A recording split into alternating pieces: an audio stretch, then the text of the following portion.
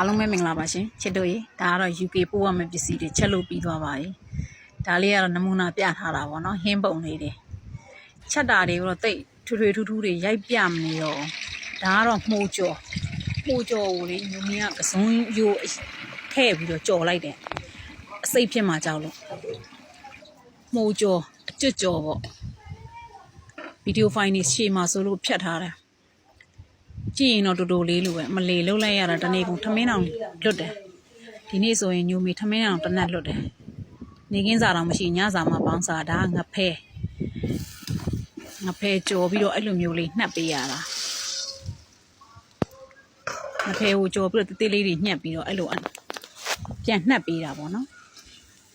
ဟင်းတွေကတော့လုံးဝအစုံပဲတယောက်တည်းကိုမှားတာနော် UK ကညီမလေးအတွက်အဲ့ဒါငဖဲဒါတွေကတော့အကုန်လုံးအစုံပေါ့ချက်တဲ့ဟာတွေကအကုန်တန်းစီပြီးရိုက်ရမယ်ဆိုရင်တော့လေဖုံးနဲ့ခံနိုင်မှာမဟုတ်တော့အဲ့ဒါ2ရက်ချက်ရတယ်ဒါကတော့ချက်ပြုတ်ထားတဲ့ဟင်းပုံလေးကြီးပဲပါဆယ်ထည့်ပြီးတော့ပို့တဲ့ပုံတွေ့ရင်ချစ်တို့ပို့လို့တော့တရေကြအောင်မှာ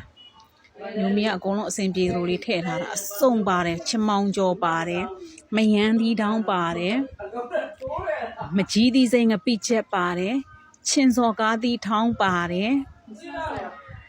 တက်လွတ်လည်းလုပ်ပေးရသေးတယ်မှုကြော်ကတော့တက်လွတ်ချင်းစော်ကားသီးတက်လွတ်ထောင်းပေးရတယ်ပဇွန်ချောင်းနဲ့ထောင်းပေးရတယ်မကြီးသီးစိမ့်ထောင်းပေးရတယ်မယန်းသီးထောင်းပေးရတယ်မယန်းသီးကြောင့်ငပိထောင်းပေါ့အဲ့ဒါတွေအကုန်ရှယ်